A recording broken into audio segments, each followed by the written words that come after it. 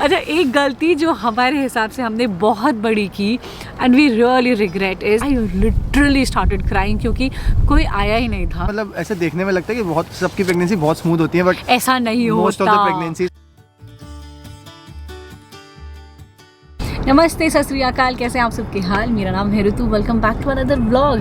आज का दिन स्पेशल है। आज मेरा 6 वीक पोस्टपार्टम विजिट है और ये काफ़ी क्रूशल विजिट होता है। एग्जैक्टली हमारा क्या एक्सपीरियंस था पूरा आज एकदम सच होने वाला है कि मतलब क्या गलतियाँ की हमने और ये जो पूरी जर्नी थी इसमें हमने क्या क्या लर्न किया, क्या ग्रुप प्रैक्टिस पे जाना चाहिए, हॉस्पिटल कितना इंपॉर्टेंट होता है, हमारे अभी तक के जितने भी एक्सपीरियंसेस हैं आज हम वो सब शेयर करेंगे। आई एम होपफुल ये सब जब आप देखो तो आपको अच्छा लगे। Let's roll. ऑफ कोर्स मैं हूँ, मेरे साथ प्रशांत है और इत्तिका को हमने घर पे रखा है। हमें लगा इत्तू को क्यों लेके आए, मतलब पॉइंट नहीं था, तो she is staying at home with parents, she is doing fine. और I guess one of the learnings Prashant मुझे ऐसा लगता है कि वो ये है कि काफ़ी दूर हमारा हॉस्पिटल था, नहीं गायनोकोलॉजिस्ट था, वो काफ़ी ज़रूरी है। गायनोकोलॉजिस्ट हॉस्पिटल दूर चलेगा, गायनोकोलॉजिस्ट थोड़ा पास में लेना, मतलब हमारे पास ऑप्शंस नहीं थे, तो हमारा ऑलमोस्ट आई थिंक 40 मिनट आना जाना काफ़ी ज़्यादा हो जाता था।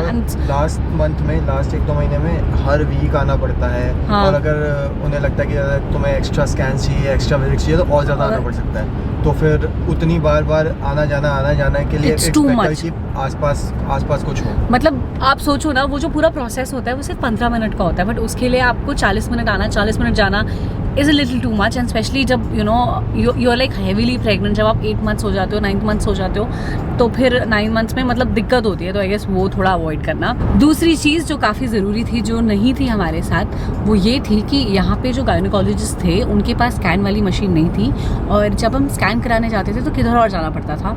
तो अगर आप हॉस्पिटल देखोगे तो मेक श्योर कि ऐसी जगह हो, मतलब उसको प्रायोरिटी देना कि जिसके पास स्कैन वाली, हाँ, गायनोकोलॉजिस्ट के पास स्कैन वाली मशीन भी हो, क्योंकि बड़ी दिक्कत हो जाती है। आई थिंक न्यूयॉर्क में जब हम थे तो अगर स्कैन कराना होता था तो वो डॉक्टर उसको बोलता था, वो स्कैन वहाँ होता था और हाथ के हाथ वो देख सकते थे। यहाँ पे ये वाला सीन नहीं था, यहाँ पे मतलब वो 1 हफ्ते बाद की विजिट मिलती थी।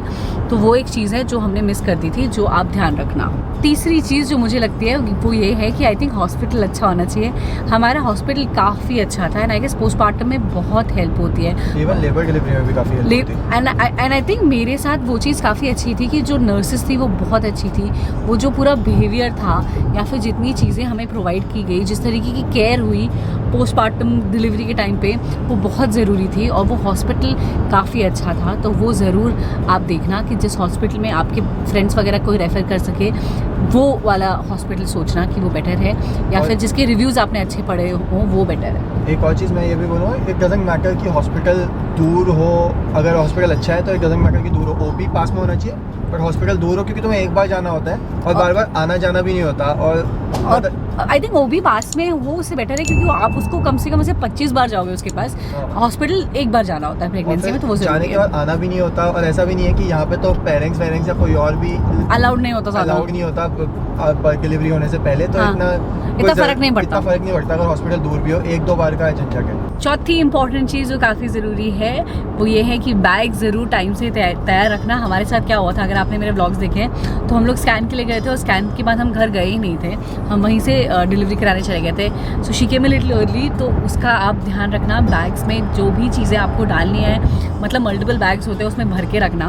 और लास्ट मंथ में जब आपका बैग तैयार हो जाए, उसे हमेशा जब भी गाड़ी में ही रखना, वरना आपको वापस भाग के बैग लेने के लिए वो टाइम ही नहीं मिलता आपको, पता है, कभी कभी, या फिर पॉइंट नहीं होता, तो वो आप ध्यान रखना। एंड अभी हम लोग पहुंच गए हैं। दिस इज दूसरा वाला ऑफिस। एक तो हमारा मॉरिस टाउन में था और एक है ये वाला। And it's a very cold day, बहुत ठंडा हो रहा है। और 6 वीक में एग्जैक्टली क्या होता है मैं आपको बताती हूँ, और बाकी भी हमारे कुछ अपने एक्सपीरियंसेस हैं वो भी हम शेयर करते हैं। So we are in the examination room right now, और exactly one last time. So अभी आके इन्होंने ब्लड प्रेशर लिया, जो आपका वेट होता है वो लिया, और एक डिप्रेशन स्केल, एडिनब्रा पोस्ट नीचे डिप्रेशन स्केल होता है, तो वो हमेशा जब भी आप जाते हैं पूछते हो कि आपको ओवरवेलमिंग तो फील नहीं हो रहा, आपको सेल्फ हार्म तो फील नहीं हो रहा, आप सो पा रहे हो नहीं पा रहे, वो सारे क्वेश्चन होते हैं, तो वो किया। अभी बस हमारी डॉक्टर आने वाली है, सो हैव टू चेंज और फिर मिलती हूँ। एंड वी आर बैक और बेसिक चेकअप हुआ, uterus is back to normal, वो सब चीज़ें चेक होती है, स्टिचेस चेक होते हैं, and I think I can do the normal activities now. मतलब रेस्ट वाला पीरियड खत्म हो गया है, नाउ अब काम शुरू, काम धाम शुरू, काम पे लगाया जाएगा ऋतु को। अच्छा, एक गलती जो हमारे हिसाब से हमने बहुत बड़ी की and we really regret is choosing a big practice. It's not about doctors अच्छे नहीं थे, इट्स अबाउट प्रैक्टिस बहुत बड़ी थी, और आई गेस 12 डॉक्टर्स थे हमारी प्रैक्टिस में, और हम मिले भी नहीं थे सबसे। तो आई थिंक हमने बहुत ट्राई किया, बट हम घूम फिर के आई थिंक 7-8 डॉक्टर्स के साथ मिले थे, and I don't think it was nice, मतलब फर्क नहीं पड़ रहा। इवन तो यहाँ डॉक्टर्स अच्छे हैं, बट इतनी बड़ी प्रैक्टिस होने की वजह से हमें ऋतु को पर्सनलाइज केयर नहीं मिल पाई, कि हर बार नई चीज कोई, मतलब it was more like a freelancing वाला ना, कि मैं डॉक्टर के पास जाके सब कुछ बता रही हूँ, हर बार नए डॉक्टर से मिल रहे हैं। हाँ, तो फिर वो ऐसा हो जाता था। एंड मतलब मेरे हिसाब से अगर आप एक डॉक्टर से मिलोगे और आपको पता होगा वो आपकी डिलीवरी करेगा, या फिर वो नहीं करेगा तो कोई और ऑल्टरनेटिव करेगा, तो वो ज़्यादा बेटर होता है रादर देन 11 लोगों से मिलना। और उसमें भी जिसने मेरी डिलीवरी की वो इस प्रैक्टिस से था ही नहीं, क्योंकि जो उस दिन आने वाले थे इस प्रैक्टिस से उन्होंने छुट्टी ले ली थी, तो मुझे लगा था कोई और आएगा जिनसे शायद मैं मिली होंगी, मतलब 11 में से कोई तो आएगा, बट कोई भी नहीं था वहाँ पे। And I met somebody who was entirely new and I didn't knew her at all, और उसको मेरी हिस्ट्री भी नहीं पता थी। and then she asked me in delivery room, is it a boy or a girl, do you have any medical conditions, and मुझे उस वक्त बताना पड़ रहा था उन्हें वो सब, क्योंकि मैं उनसे पहली बार मिल रही थी। सो वो बात आई थिंक ज़रूरी थी। तो मतलब हाँ, आई वुड से कि कोई छोटी प्रैक्टिस हो जिसमें 4-5 डॉक्टर्स हों, या फिर कोई इंडिविजुअल डॉक्टर, ये सब हमारे फ्रेंड्स ने किया है जिनका एक्सपीरियंस हमसे बेटर रहा होगा। हाँ। ऐसा नहीं था कि डॉक्टर्स बेकार थे, बट ये तो जो पूरा सेटअप था ये अपने हमारे लिए वर्क नहीं कर रहा था। और जैसे मान लो फ्रीलांस टाइप था, जैसे मान लो मैं 8 मंथ्स ऑफ प्रेगनेंसी में भी किसी से मिल रही थी और मुझे उसको अपनी पूरी हिस्ट्री बतानी पड़ रही थी, क्योंकि मुझे वो पहली बार मिल रहे थे, तो मतलब कनेक्ट ही नहीं हो पाया कभी भी किसी से भी। एक डॉक्टर से कनेक्ट था क्योंकि हम उससे बहुत फ्रीक्वेंटली मिलते थे, बाकियों से हम 1 या 2 बार मिले थे। और डिलीवरी के टाइम पे तो मतलब वो तो अलग ही हो गया था, मतलब आई लिटरली स्टार्टेड क्राइंग, क्योंकि कोई आया ही नहीं था। एक और जर्नी होती है after you give birth, is the postpartum journey, और वो बहुत डिफिकल्ट पार्ट है, मतलब वो एक अलग ज़िंदगी है। It's like before baby and after baby. Pregnancy अपने आप में एक तरफ, एंड ऑनेस्टली पोस्टपार्टम अपने आप में एक तरफ। हेल्प ले लेना, अगर कोई आपकी हेल्प करे, मतलब अगर आपके पेरेंट्स आ रखे हैं देन इट्स अ ब्लेसिंग। मतलब पेरेंट्स बहुत हेल्प करते हैं। मेरी मम्मी मालिश करती है, हाथ पैर सब दबाती है, खाना बनाती है, घर का इतना सारे जितनी चीज़ें हैं वो सब में मेरी इतनी हेल्प करती है। और मैंने 1 महीने तक ऑनेस्टली कुछ भी नहीं किया था। अभी ना I started to do a little, but वो बहुत कम है, तो अगर हेल्प मिल सके तो वो ले लेना। और दूसरा, अगर आपके फ्रेंड्स हैं जो सेम जर्नी से जा चुके हैं उनसे बात कर लेना।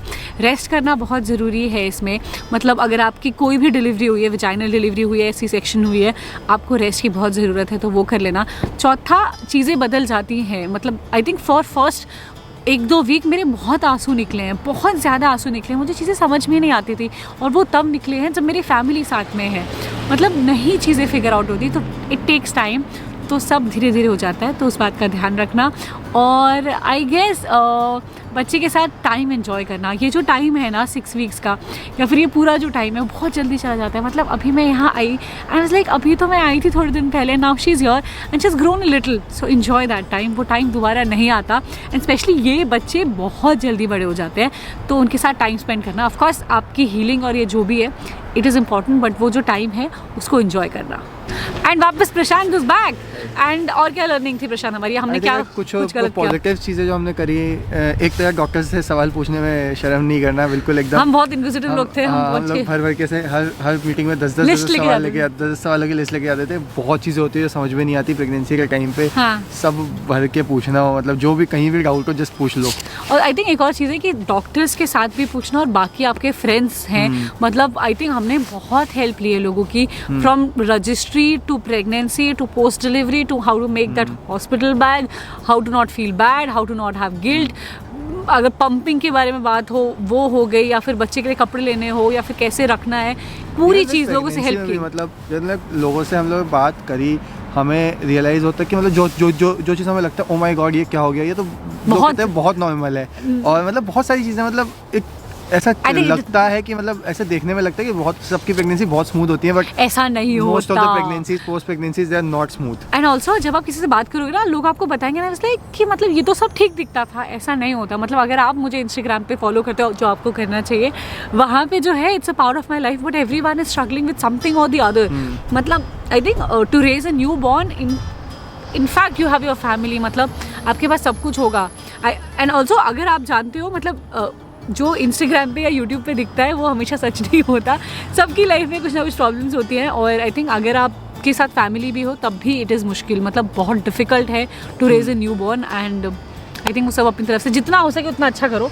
हाँ. बाकी सब धीरे धीरे हो जाता है. बैक होम वापस आके हम लोगों ने खाना पीना खाया, चेंज वेंज कर लिया है. हमारी मैडम भी हैं यहाँ पे जो भी सो रही है, तो इसको सोते हुए बच्चे को जगाना नहीं चाहिए, नहीं तो दिक्कत हो जाती है. बट हाँ, ये भी शी इज डूइंग फाइन. और अभी इसका 1 month बर्थडे भी हमने थोड़े दिन पहले मनाया था, वो भी काफ़ी मज़े आए थे उसमें.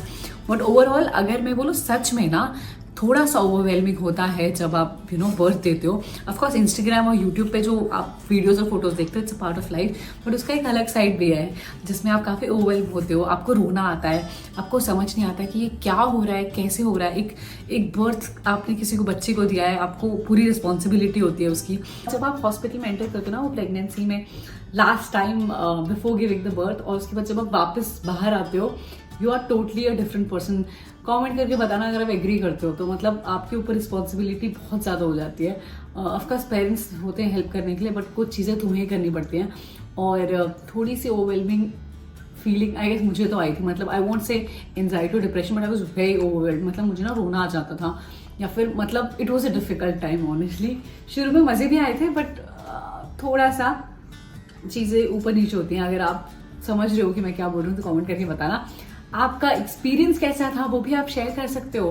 मतलब India, US, pregnancy, post pregnancy, बच्चे को लेके जो भी आपके एक्सपीरियंसेस हैं, या ऐसी कोई चीज़ जो आपने की जो आपको बड़ी सही लगी, या ऐसी कोई चीज़ जो आपने की आपको लगी ये तो बिल्कुल नहीं करना चाहिए, तो कमेंट सेक्शन में ज़रूर बताना. Thank you so much for watching. Thank you so much for believing in me. Please take care. Bye bye.